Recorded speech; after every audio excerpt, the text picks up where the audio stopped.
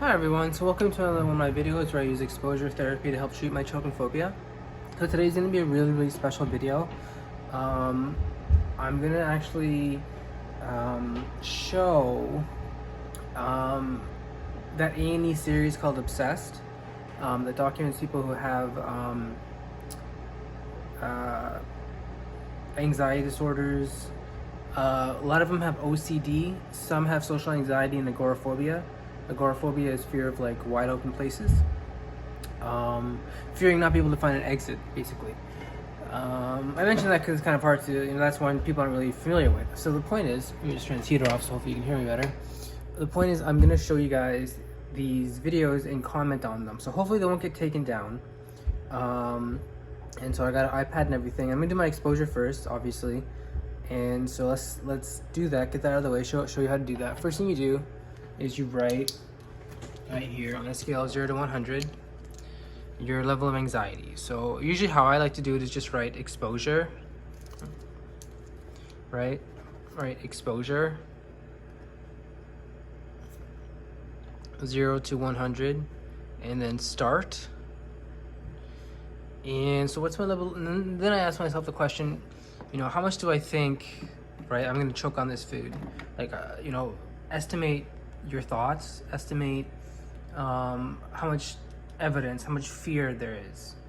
For me, it's like a 5.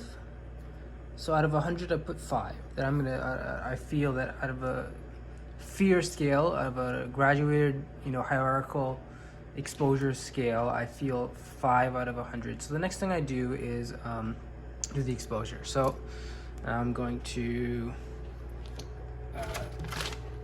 I don't know if you can see this, I'm gonna take the bread. It's brown food I'm eating, whatever. So take the bread and just put it in my mouth and stay with it.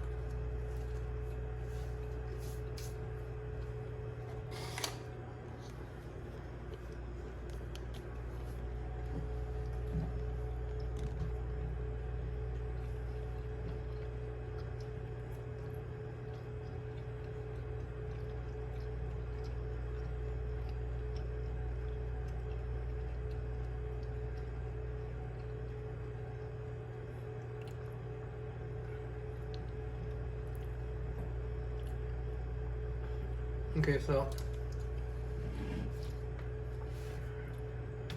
that's what you do. I know it looks really hard for people who have choking phobia to do this. You have to though realize that there's deeper reasons, there's deeper issues to your choking phobia. It's not necessarily the food that you fear choking on. There's a deeper issue at play. I mean, for me, it's like, I said this before, food for me is comfort, which is for a lot of people. And that was kind of disrupted with some things that was happening in my life. And there was also a trauma earlier in my life when I was very young, where my brother choked on a hot dog. And so that kind of latent trauma kind of burst out later on in my life because I didn't have any coping mechanisms or tools to deal with the anxiety I was feeling justifiably for, for example, things that happen in my life that are normal stressors for people that, live their life, like a divorce, a breakup of a relationship, all these different things. My brother, having to deal with his own battle with drug addiction was one other thing. And also, there was a bit of a, I mentioned this before, so it's kind of hard to get into, the whole, it's tough to get into. The point is that that's not the focus of this video. What I just want to say is there are underlying issues to your choking phobia. They're not necessarily, oh, I feel like I'm going to choke on food, and that's it.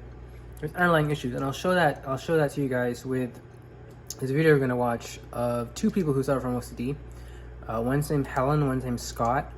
And Helen has this unique phobia where she, ever since her father died of a car accident, she keeps the tattered shirt in her, I think, freezer or whatever. Or no, like in a vacuum airlock type of thing. And she takes it out and like smells it from time to time, like as an OCD type of thing. So quick rundown, you guys, hopefully you guys know what OCD is, like checking locks a lot, or checking like when you leave the house you would check the locks a lot, or you would for example, before going to bed you would check your alarm, right? And not just once or twice or 3 times, I mean like 50 times, 100 times, to the point where it becomes obsessive.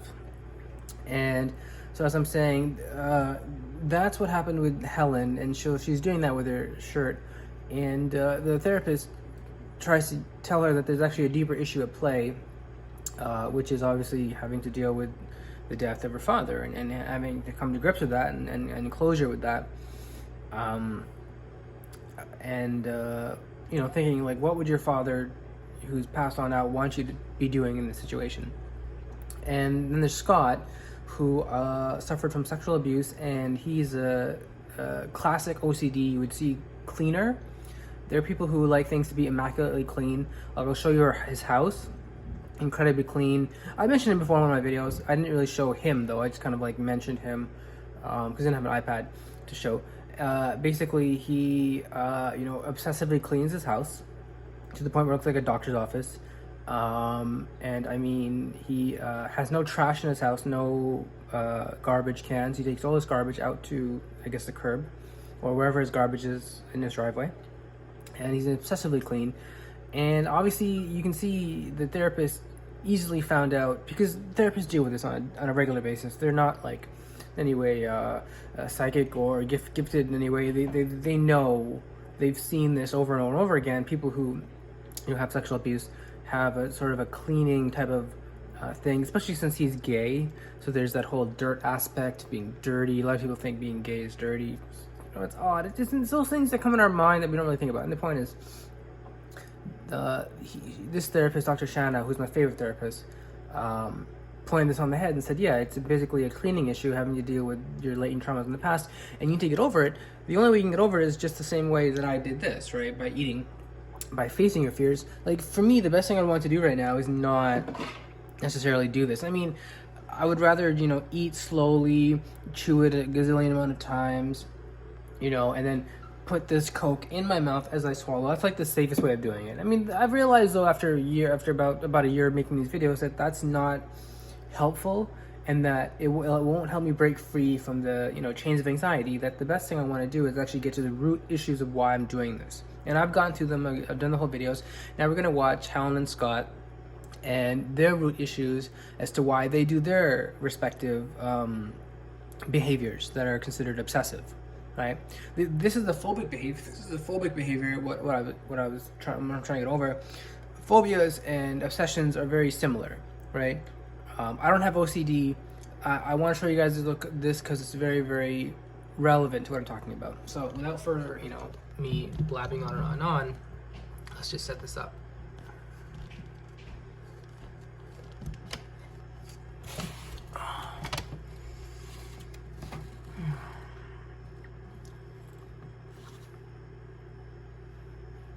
And I may stop from time to time to show you guys like things I want to show. Anyway, so this is the A&E series Obsessed, first episode.